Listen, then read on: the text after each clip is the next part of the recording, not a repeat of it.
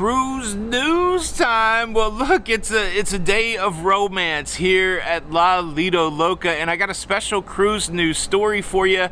A wedding for the first time ever in a very special place, performed by a cruise line. Plus, we got more mask stuff to talk about. It's a little love-hate day here, but did I mention it's my wedding anniversary? It's a Lido Loca Love Fest. Cruise news. Let's talk about it.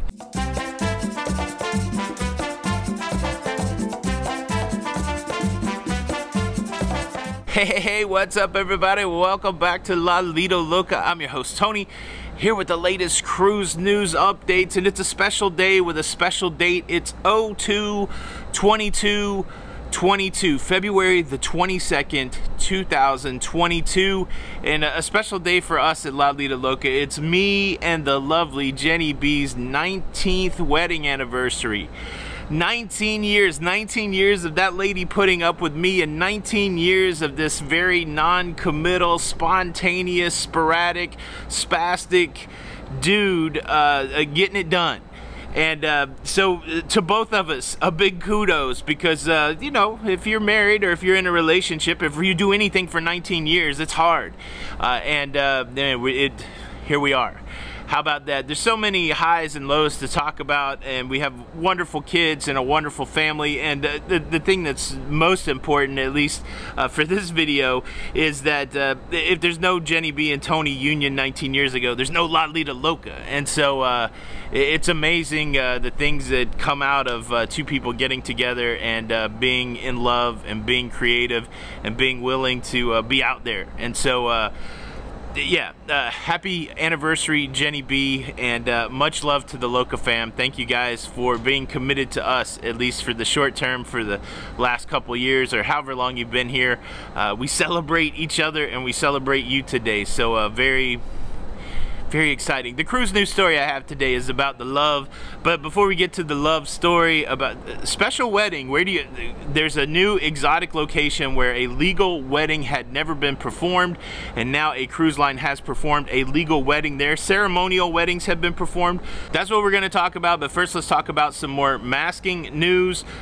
Okay, I'm distracted. The tender service is going on. We're in Belize.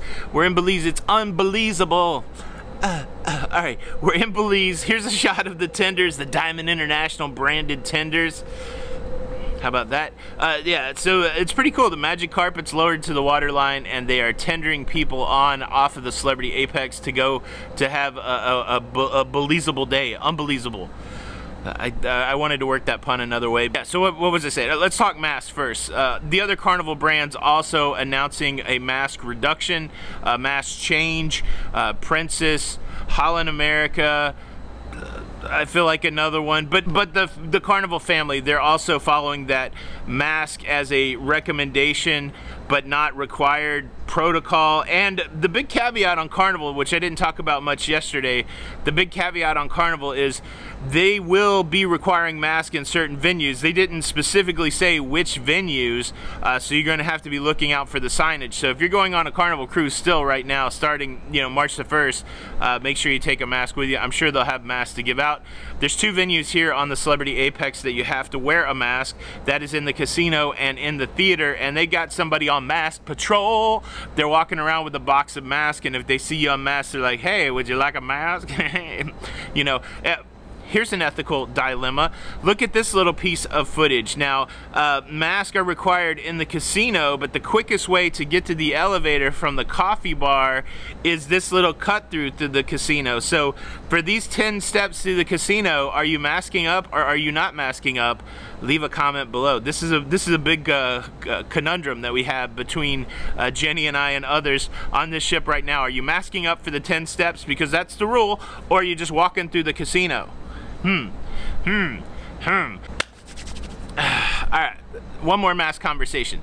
There are some people that seem to be freaked out by mask. They seem to be traumatized by seeing mask, because anytime I post something where I have to wear a mask, they're like, oh, you got on a mask, like a big old freak out, which I never understood. Like, these are probably the same people that are for personal freedom, unless your personal freedom involves you putting on a mask, and then they're triggered. I've never seen so many triggered people in my life over a face covering. Anybody who calls a face covering a diaper, I have serious questions in my mind about you. I'm sorry, I don't want to think bad, but if you think the thing that you're wearing on your face is a diaper, does that mean that there's just piles of crap coming out of your mouth? That's what I think every time I read somebody write face diaper. Just have some respect for other people. It's my anniversary. I'm trying not to rant. I'm running a poll right now because that's the question that I have. I saw a lot of people in the comments yesterday saying it's too soon to remove the mask. We're on this cruise with a crochet group, like 250 knitters, crocheters, and they're on a back-to-back. They have this week and next week.